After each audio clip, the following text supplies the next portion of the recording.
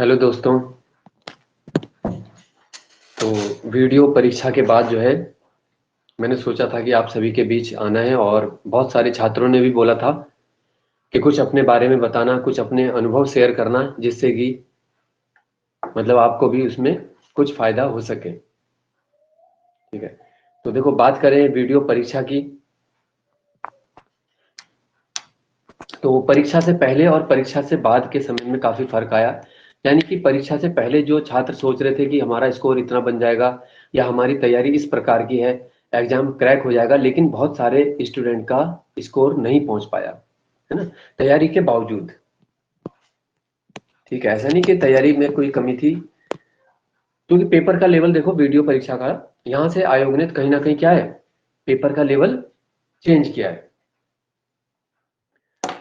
तो किसी के मार्क्स फिर आंसर की चेंज होने से घटे भी हैं, किसी के बढ़े भी हैं, है ना। अब बात करें, देखो ज्यादातर जो इसमें निकले वो आप देखोगे कि वो बहुत पुराने तैयारी में, जैसे हमारे जैसे जो हैं वो इसमें बहुत सारे हैं, कोई ना कोई पुराने समय से कोचिंग चला रहे हैं, या 6-6 8-8 10-10 साल वाले भी हैं, है ना, जो तैयारी के फील्ड से जुड़े हुए हैं। ठीक है, अब देखो इतने समय तक अगर मैं आपको अपनी बात बताऊं कि क्या क्या मेरे लाइफ में हुआ है इस दौरान और कैसे कैसे मैंने तैयारी की।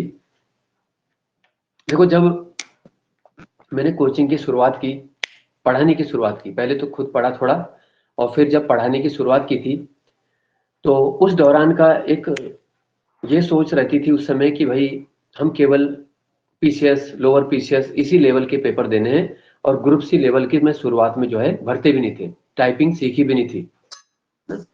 और उस दौर में क्योंकि कोचिंग भी लेवल एक अलग ही लेवल पे चल रही थी, कोचिंग भी हमारी एक अलग ही उस पर चल रही थी, बहुत बढ़िया। तो ये ग्रुप सी वगैरह एग्जाम और ऐसा कभी सोचा भी नहीं। फिर धीरे धीरे देखो हर चीज का समय बदलता है, अनुभव होता है और एज बढ़ती है, तो व्यक्ति अपने अनुभव के हिसाब से फिर काम करता है। एक समय जब आया जैसे कोरोना काल का, और वहां पे पूरी दुनिया को ही बहुत कुछ सीखने को मिला। जो गवर्नमेंट सेक्टर के लोग थे उनकी सैलरी तो आती रही, लेकिन जो प्राइवेट सेक्टर के लोग थे वहां पर उनको बहुत मुश्किल हो गया सरवाइव करना, ना। मेरी वाइफ की तो जॉब है, इसलिए हम थोड़ा सरवाइव कर पाए, वरना बहुत सारे लोग थे जिनके हस्बैंड वाइफ दोनों की जॉब चली गई, दोनों घर बैठे हैं, तो सोचो उनका कैसे काम चलेगा। सरकार तो लॉकडाउन पे लॉकडाउन बढ़ाई जा रही थी, है ना। तो वहां पे बहुत मुश्किल होता है। तो वहां पे फील हुआ कि अब कोचिंग सेंटर बंद थे, भाई जो कोचिंग के मालिक हैं देखो कुछ समय तक किराया नहीं लेंगे, कब तक नहीं लेंगे, लेकिन एक समय ऐसा आता है कि उन्हें भी बोलना पड़ता है कि भाई आप या तो कोचिंग चलाओ, किराया दो, या फिर आप इसको खाली कर दो, है ना। तो वो दुनियादारी है, देखो हम उनको गलत नहीं कह सकते, जिसने जितना सपोर्ट करना था उसने किया, लेकिन एक ना एक दिन सच्चाई से रूबरू होना ही पड़ता है दोस्तों। तो वहां पे फील हुआ था कि अगर गवर्नमेंट जॉब छोटी भी होती, है ना, मतलब ग्रुप सी की, अब इससे भी छोटी क्या है, देखो फोर्थ क्लास का अपना कभी वो रहा नहीं, फोर्थ क्लास का मैंने कभी फॉर्म भरा भी नहीं है ना। ये था कि चलो जाए लाइफ में कुछ भी करना पड़ेगा, तो ये वाली जॉब का अप्लाई नहीं करूंगा, मेरा अपना ये था मानना। बाकी सबका अलग अलग सोच होती है, देखो कई लोग ये भी सोचते हैं भाई कोई भी जॉब छोटी नहीं है, जो मिली है उसको कर लो, वो भी ठीक है, सबकी अपनी अपनी सोच है, सबका रिस्पेक्ट होना चाहिए। फिर एक बार जो हाई कोर्ट का एग्जाम आया था, है ना, तो उसमें मैंने गलती से क्या है कि एग्जाम, रिटर्न एग्जाम तो बहुत अच्छा हो गया था, लेकिन मैंने फॉर्म भरते हुए क्या है ईडब्ल्यूएस में टिक कर दिया था, तो उसमें मेरा ईडब्ल्यूएस आ गया, और ईडब्ल्यूएस सर्टिफिकेट मेरे पास था नहीं। तो उस समय ये सोचा था कि बाद में बना लेंगे, लेकिन वो गलती होगी तो ऐसी गलती और ना करें। ठीक है, जब कोई अनुभवी व्यक्ति आपको कुछ बोलता है तो उससे आपको यही बेनिफिट होता है। देखो जो न्यू स्टूडेंट है तो उनके लिए ये सीख है कि जब आप कोई फॉर्म भर रहे हो तो आप उसमें वही चीजें मेंशन करो जो आपके पास ऑलरेडी है, ये सोच के मत करो कि मैं बना लूंगा, है ना। तो यहाँ पे थोड़ा सा गलत हो जाती है। तो वो वाला हाई कोर्ट का एग्जाम फिर मेरे हाथ से निकल गया, अच्छे खासे नंबर होने के बावजूद उसमें नहीं हुआ, मतलब कहाँ से होना था फिर, है ना। तो क्योंकि जो ऐसे बहुत स्टूडेंट थे, और ऐसे लगभग जहां तक मुझे पता है तो 28-30 स्टूडेंट ऐसे थे जिन्होंने पास ईडब्ल्यूएस नहीं था, क्योंकि ईडब्ल्यूएस उस समय शुरू शुरू में आया था तो इतना ज्यादा जानकारी भी नहीं थी, हमें लगा हम बाद में बना के शो कर देंगे, लेकिन वो आवेदन पत्र भरने की तिथि तक आपके पास वो योग्यताएं होनी जरूरी है ना। तो इसीलिए मैं बच्चों को सलाह अब यही देता हूँ कि ऐसी गलती मत करना, हो सकता है आपका पेपर में नाम आ जाए, इस वजह से दिक्कत हो। आपके पास फॉर्म भरने की लास्ट डेट तक जो जो है वही लगाओ आप, तो कोई दिक्कत नहीं होगी। फिर उसके बाद देखो ये कनिष्ठ सहायक का फॉर्म आया था जो 761 वाली भर्ती है, पहले 746 थी। एक बार बात करते हैं पिछले वीडियो एग्जाम की। जो पिछला वीडियो एग्जाम था देखो, आपने देखा उसमें कितनी धांधली हुई। 7 अप्रैल को उसका रिजल्ट आया। उस दिन कई लोग तो लिटरली रोए, कुछ अंदर से रोए, दिखाया नहीं, तो दुखी सब थे। जितने भी फेल हुए थे वो सब जानते हैं, वो कितने पढ़ने वाले भी थे, ठीक थे, जो भी फेल हुए थे, है ना। तो 7 अप्रैल की बात है ये, इसलिए वो डेट भी देखो याद है, ऐसा दिल में वो बात लगी। और क्योंकि उस दिन तो नहीं पता था ना हमें कि भाई ये नवीन मेहरा जी जो है वो अपनी मेहनत से निकले या कैसे निकले। हमने कहा यार ये लोग 89 तक मेरिट जारी है, हमारे 70 72 उसमें 71.5 आए थे घट के। तो मैंने कहा अब संन्यास लेने का ये परफेक्ट टाइम है। तो मैंने अपना पूरा मूड उस समय ये बना लिया था कि मैं ये प्रतियोगिता वाला कंपटीशन देने का, बच्चों को कोचिंग कराने का और खुद करने का तैयारी का क्षेत्र छोड़ देता हूँ। क्योंकि मैंने कहा इससे इस तरीके से तो मैं औरों को भी बेवकूफ बना रहा हूँ कहीं ना कहीं अनजाने में, और खुद भी बन रहा हूँ। इतने साल से मेरा ही नहीं हो रहा है। और बात भी सही है, जब आप अपने टीचर को देखते हो बोलते हो भाई तेरा ही नहीं हुआ इतने साल से, तू हमें क्या गाइड करेगा। तो एक टीचर का खुद का कॉन्फिडेंस भी खत्म हो जाता है, किसी का भी। अगर आपका किसी एग्जाम के कट ऑफ में आता है नाम, अगले दिन आपका कॉन्फिडेंस लेवल अलग होता है। लेकिन जब 7 अप्रैल का रिजल्ट आया तो आज भी 7 अप्रैल के बाद 8 अप्रैल को मैंने एक वीडियो अपलोड की थी यूट्यूब में, आज भी आप देखोगे तो उसमें आपको मेरा फेस, मेरी आंखें दिखाई देंगी कि वो क्या है, क्या स्थिति थी उस दिन की। बोला भी नहीं जा रहा था लेकिन मैंने फिर भी बनाई थी। और बहुत लोग दुखी हुए थे, कहीं ना कहीं आभास था कि कुछ गड़बड़ हुई इस पेपर में। लेकिन अभी बोलते हैं ना कि भाई जो अनदेखा चोर है वो बाप समान है। भाई जो हमें चोरी पता ही नहीं है, हम कैसे कहते हैं भाई तू गलत है तू सही है ना। तो ये हुआ था। ठीक है, तो मैंने अपने एक स्टूडेंट को बोल भी दिया था यार मेरा रिज्यूमे बना दे, कहीं कहीं भी जॉब मिलेगी स्कूल में, क्योंकि मेरा बीएड भी है। तो मैंने कहा टीचिंग फील्ड की जॉब कर लूंगा, जो पहले से फील्ड है, स्कूल में पढ़ा लेंगे, कोई दिक्कत नहीं है। नए सिरे से हथियार उठाएंगे भाई, हिम्मत हारी नहीं है ना व्यक्ति के, जब तक रीढ़ की हड्डी में दम है, जब तक व्यक्ति ने अपने आप हार नहीं मानी, देखो तुमने, कोई तुम्हारे हथियार नीचे नहीं रखवा सकता, है ना। तो इसलिए मैं तुम्हें कह रहा हूँ, जो 1 नंबर 2 नंबर 5 नंबर 7 नंबर के अंदर है, किसी का भी हो सकता है अगले पेपर में, ये कोई पैमाना नहीं है। ठीक है, तो 7 अप्रैल के बाद ये स्थिति थी। उसी दौरान फिर मेरे साले की शादी भी, विवाह हुआ उसका, तो कुछ दिन उसमें कट गए। फिर 29 अप्रैल को ये कनिष्ठ सहायक का रिजल्ट आया और वहां पे मेरी रैंक ठीक ठाक आ गई, 119 ऐसी थी ओपन। अब 117 होगी, एक दो बच्चे हटे, 119 थी उसमें ओपन। देखो तो वहां पे मुझे क्लियर हो गया कि यार नॉन टाइपिंग पद भी मिल चुका है, टाइपिंग में फेल भी हो गए, कोई टेंशन नहीं है, फिर टाइपिंग भी निकल गई। देखो तो जब आपका समय अच्छा होगा, सारे समीकरण आपके हिसाब से बनने लगेंगे। स्थिति पलटी, फिर मैंने वो प्राइवेट स्कूल ज्वाइन नहीं किया। मैंने कहा यार अभी इसका मतलब भगवान कुछ और ही चाह रहा है। फिर हमारे स्टूडेंट भी निकले, देखो कुछ स्टूडेंट पुलिस में निकले हमारे। एक अभी निकला है सुमित पटवारी में, ठीक है। और ये और भी स्टूडेंट हैं जिन्होंने अच्छे अच्छे एग्जाम क्लियर किए, है ना। प्राची स्टूडेंट है अभी निकली है, एक ऑनलाइन में पढ़ी है, प्रीति, वो भी पौड़ी से पुलिस में निकली है, उत्तरकाशी से कैलाश है। तो मुझे लगा यार फिर कहीं ना कहीं, मैंने कहा जो यार ऊपर वाला करता है, तो क्या पता मेरा लेट सिलेक्शन इसीलिए आ रहा हो यार कि कुछ बच्चों का शायद मेरे से भला होना लिखा हो मेरे हाथ से, है ना। देखो माध्यम बनता है व्यक्ति केवल, सिलेक्शन तो उनका तब भी होना था कहीं और से हो जाता, शायद उनके भाग्य में लिखा है, उनकी मेहनत है। अगर तुम्हारी मेहनत जबरदस्त है तो शायद भाग्य भी पलट जाए। तुम्हारे किस्मत में नहीं लिखी है सरकारी नौकरी, तो मैं कह रहा हूँ कि पलट जाएगा। तुम्हारी मेहनत, मेहनत ऐसी चीज है देखो दोस्तों, जो वो भी दिला देगी जो भाग्य में नहीं है। ठीक है, एक कर्म फल होता है ना, और एक होता है भाग्य फल। तो भाग्य में नहीं है, कर्म इतना ज्यादा कर दिया, भाग्य को भी लेके आ गया। अब 29 अप्रैल को रिजल्ट आया फिर, तो वहां से स्थिति थोड़ा सा जगह पे दिमाग आया कि यार चलो ठीक है, वहां पे तो नहीं आया, यहाँ पे शायद ठीक हुआ काम, नाम तो आ रखा है, इतने खत्म भी नहीं है हम, मतलब है ना जैसा सोच रहे थे। फिर धीरे धीरे वो वीडियो के जो भी था वो खुलने लगा, फिर पता चला कि देखो यार इसमें तो नकल है, इतना मेरिट नहीं जाती। अब इस बार का फिर पेपर देखा आपने, है ना, 84.5 नंबर है, कोई नोमन करके, मैं देख रहा था उनका इंटरव्यू। तो जेन्युइन बंदा है, देखो बहुत सारे एग्जाम क्लियर कर रखे हैं, उस लेवल का बंदा है। साढ़े सीधा फिर 82.5 है, यानी 80 से ऊपर केवल 8 बच्चे हैं। हम सोच रहे हैं कि 80 से ऊपर 20 हो जाएंगे, 40 हो जाएंगे, ऐसा नहीं है। ये कोई हलवा पूरी वाला पेपर तो था नहीं, है ना, कि कोई भी जाके हलवा खा के आ गया। इस पेपर में वही निकले जो बहुत घिसे पीटे थे, जिन्होंने बहुत सारे यूकेपीएससी के प्री एग्जाम्स निकाले हुए थे, जिन्हें जिंदगी के भी थपेड़े लगे हुए थे बहुत, केवल परीक्षा वाणी और लूसेंट वाले नहीं थे जो, वो निकले इसमें ज्यादा, जहां तक मुझे अपना एनालाइज है। और आप देखोगे भी तो इसमें अभी मेरी रैंक आ रखी है देखो 391 ओपन। मेरा हमेशा ये आदत रही, देखो जितने नंबर आते हैं मैं वही बताता हूँ। मैंने 69 बताए थे पहले यूट्यूब में, और फिर दोबारा से मैंने काउंट किया आंसर की के साथ तो 68 हो गया था, तो 68 था मेरा। और फिर अभी जो बढ़ बढ़ा के 69.75 वर्तमान के जो नंबर हैं, 69.75 में मैं फर्स्ट नंबर पे ही हूँ, क्योंकि एज बेनिफिट से शायद उन्होंने ऊपर कर दिया होगा। 23 बच्चों के उतने नंबर है, तो 391 रैंक है, ठीक है। तो 391 होगी इसमें, और पोस्ट लगभग 315-20 होगी। तो अब मान के चलते चलो 30-40 पटवारी वाले होंगे जो लेवल 4 में नहीं आएंगे। अब जो 3 फैक्टर हैं देखो जिनसे फर्क पड़ने वाला है, क्यों आयोग ने 2 गुने बुलाए, है ना, कहाँ तक हो सकता है वो भी, वैसे तो उसके लिए अलग से वीडियो बनाऊंगा, लेकिन यहाँ पे थोड़ा सा बता देता हूँ कौन कौन से फैक्टर। एक तो आपका हो गया पटवारी वाला। अब वहां पे कह नहीं सकते, देखो 20 पटवारी भी हो सकते हैं, किसी के कम भी हो सकते हैं, तो तुमसे जो ऊपर है तुम्हें उसी से मतलब है, जो लेवल 4 के कारण छोड़ेगा, क्योंकि लेवल 5 वही जाएगा जो ऊपर के 30-40 में आ रहा होगा, अच्छी रैंक आएगी तभी उसको लेवल 5-6-7 मिलना है जनरल में, ओपन में।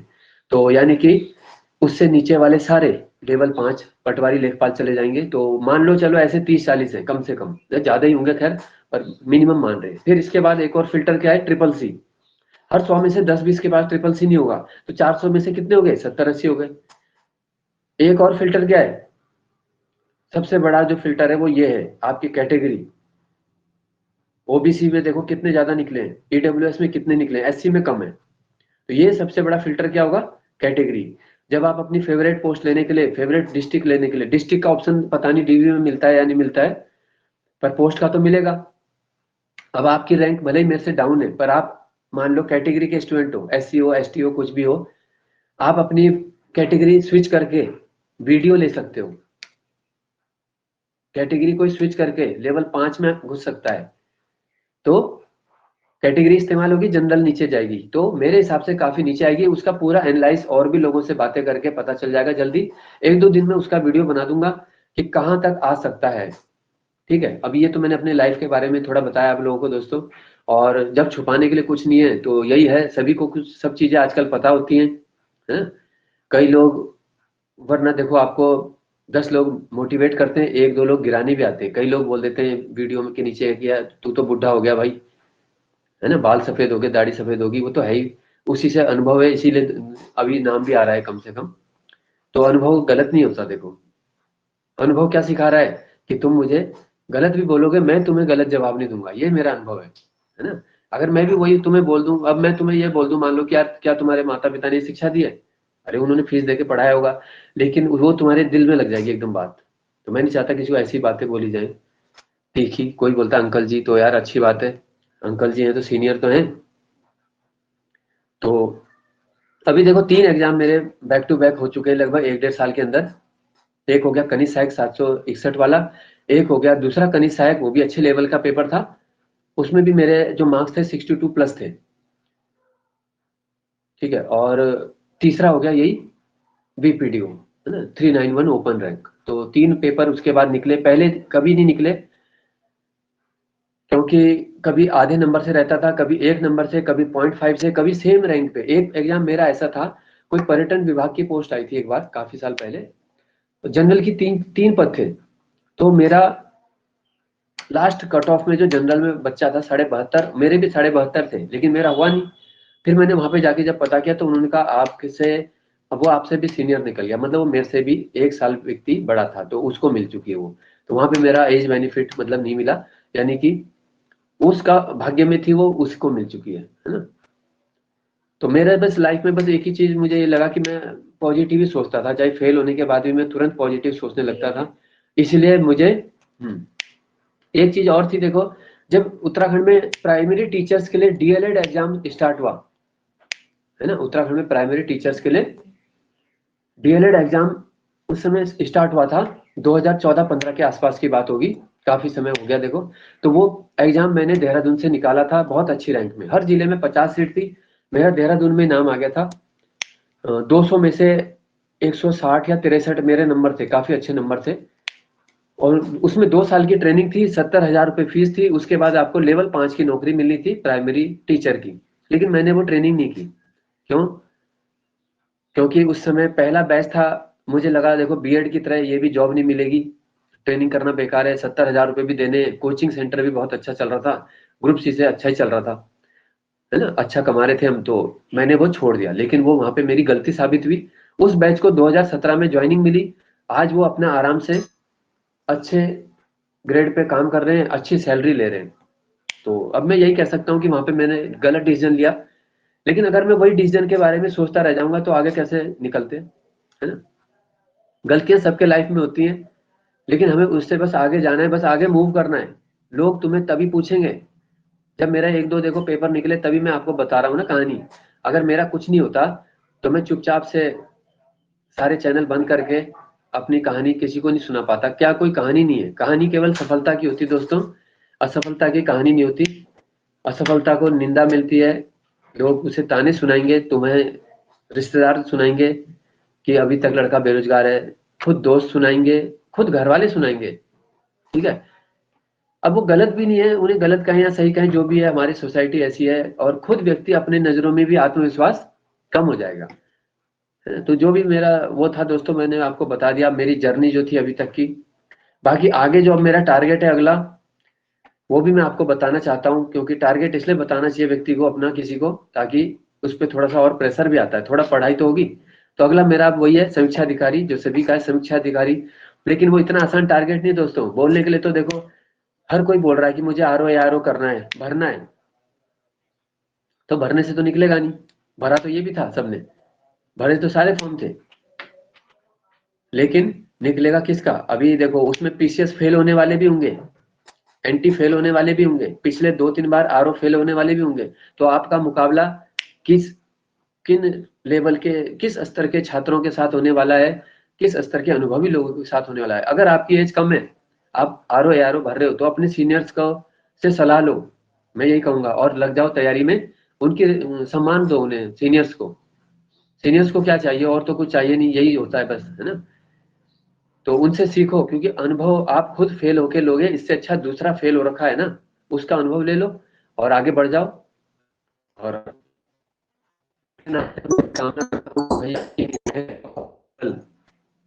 आपको जरूर मिलेगा। जो भी मेहनत करता है, देखो देर से मिले, मुझे भी देर से मिला है, जो भी मिला देर से मिले, लेकिन मिले जरूर, है ना। जो बोलते हैं कि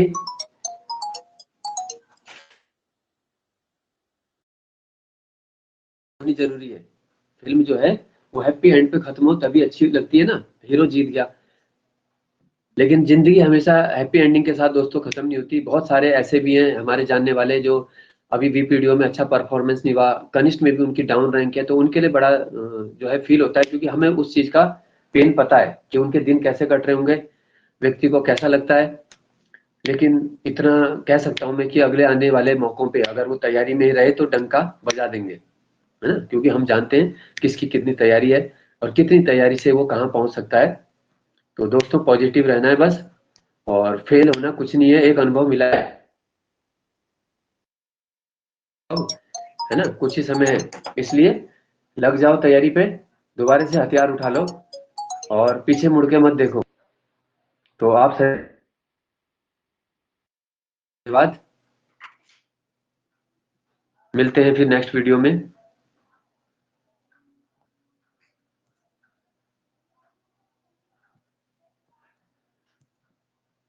ठीक है, तो आज की बात जो है यहीं पे एंड करेंगे।